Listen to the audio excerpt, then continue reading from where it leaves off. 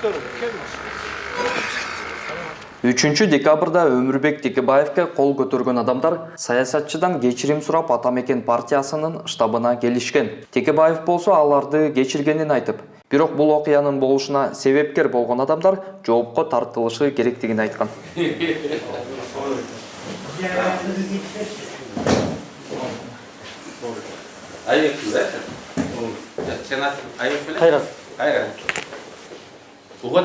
Хош келипсиз.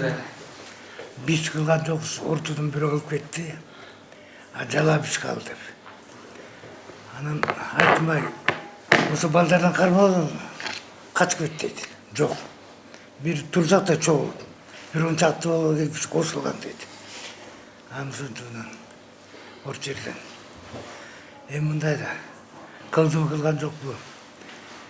Атаң Астан дейт, атаң мунун эстейт. Анан кечирим сурап келдик, мен баш болуп. Өрбек Чикешевич ошо биринчиден ошо кечирим сураган келдик, бияктан сизденчи. Биз эле эмес, элдин баары билет, ошо сиз бул конституциянын атасы экен. Биз сизди сыйлайбыз, урматтайбыз. Атабызда болуп кечирим сураган келгенбиз. Анан кийин кыйын киши деп угуп эле жүрөбүз, көрүп эле жүрөбүз. Анан кийин кыйын киши деген ким деп негизи сураганда кыйын киши бул кечиргенди билген киши кыйын дейт да. Менин силерди кечирдим, бирок баары мен президентке, ички иштер министрине кайрылганда организаторлоруна кылмыш кодекси менен болбосо дагы саясий баа бериш керек да. Силерди пайдаланды. Жана провокатор, маска тагынгандарчы. Дароо качып кетип калышты. Сыртка чыгып элечи. Балдарды пайдаланып коюшту да. Анан ошолорду таап, алар саясий баа бериш керек. Саясий дегеним кызматта болсо кызматынан алыш керек, сөгүш бериш керек, эл алдында эскертиш керек, экинчи мындай кылбагыла депчи. Политклиника медиасынын жамааты Өмүрбек Текебаевке кол салууда Токмок шаарынын мэри Урмат Самаевдин байланышы бар экенин өз иликтөөсүндө аныктаган. Кечирим сурап келгендердин арасында биздин иликтөөдөгү фигуранттар дагы бар экенин көрүүгө болот. Ал эми аталган иликтөөнү болсо жогорку жакта көрсөтүлгөн шилтеме аркылуу өтүп, толугу менен көрсөңүз болот. Фальсификациянын, административдик аралашыштын, финансылык басымдын жыйынтыгында биздин добуштарыбыз урдалды, өкмөттүк деп аталган, бийликтик деп аталган партияларга добуштар кошулду. Ошондуктан сиздердин жеңиш бүгүн колубузга тийген жок. Атамекен партиясынын лидери Өмүрбек Текебаев 30 ноябрь күнү видео кайрылуу жасап, 28 ноябрда өткөрүлгөн шайлоодо добуштар уурдалганын айткан. Ал эми ошол күндүн эртеси 1 декабрда Парк-отель мейманканасынын тамактануучу жайында Текебаевке кол салуу болгон. Белгисиз жарандар анын чөнтөк телефону менен көз айнегин тартып алышкан. Окуя болгон жерде тартылган видеодон кол салган адамдар Текебаевди жулкулдатып, аны алып кетүүгө аракет кылып жаткандарын көрүүгө болот. Бирок чогулган топтун арасынан кимдир бирөө аларды токтотуп, тийбегиле деп кыйкырган соң токтоп калышкан.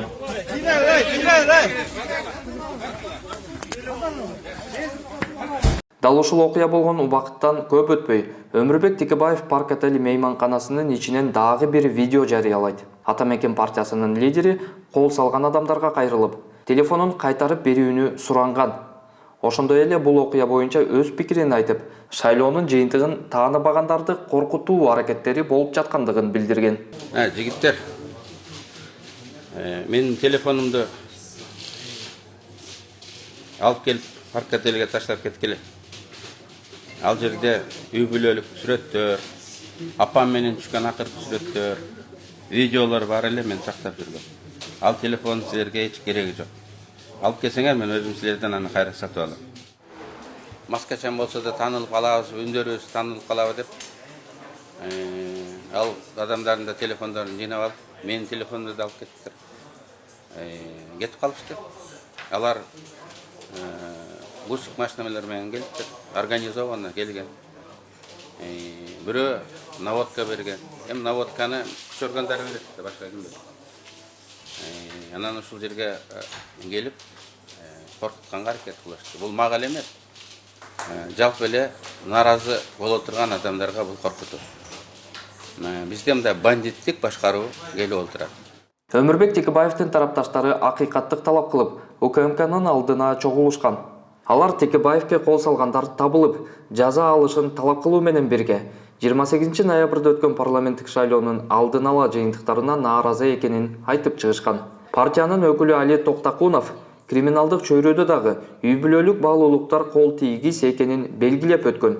Ал эми экс-президент Роза Отунбаева болсо, бул кол салууну президенттин аброюна доо келтирүү катары баалаган. Мындан тышкары Отунбаева бул окуяны кимдир бирөө уюштургандыгын айтып, мунун саясий себеби бар экенин белгилеген. Президент шайлоону таза өткөрүүгө аракет жасаганын, бирок жогорудагы окуя бетке көө жапкандай болгондугун кошумчалаган.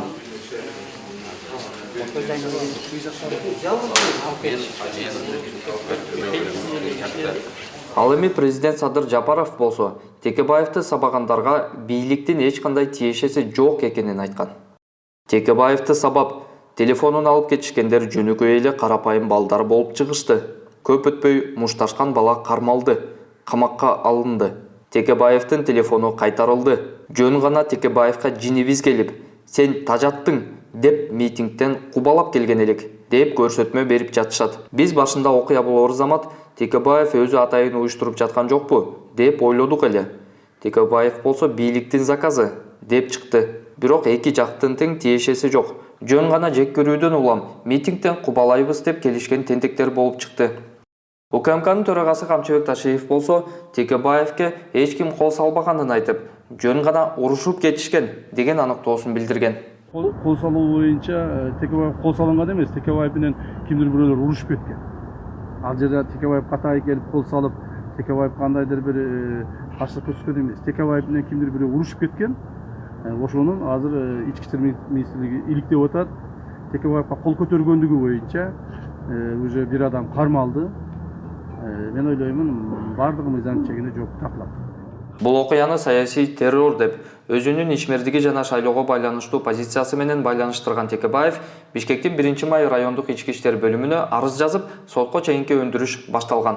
Президент Садыр Жапаров окуяны тыкыр иликтөөнү жана чара көрүүнү ички иштер министрлигине тапшырган. Ушул эле маалда Текебаевке кол салуунун артында Улуттук коопсуздук мамлекеттик комитети турат деген сөз тараган. Бирок УКМК муну четке какып, төмөндөгүдөй билдирүү жасаган. Парк-отелдин жанында болгон Текебаевке байланыштуу окуяга УКМКнын да, анын кызматкерлеринин дагы тиешеси жок. Ал эми социалдык тармактарда жазылып жаткан Текебаевдин телефону УКМКнын имаратына жакын жерде экен деген сөздөр УКМКга карата чагым болуп саналат.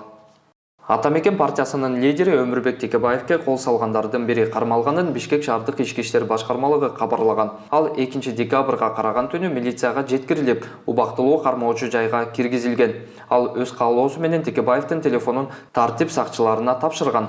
Кармалган жаран кылмыш кодексинин 96-беренеси боюнча чектелүүдө.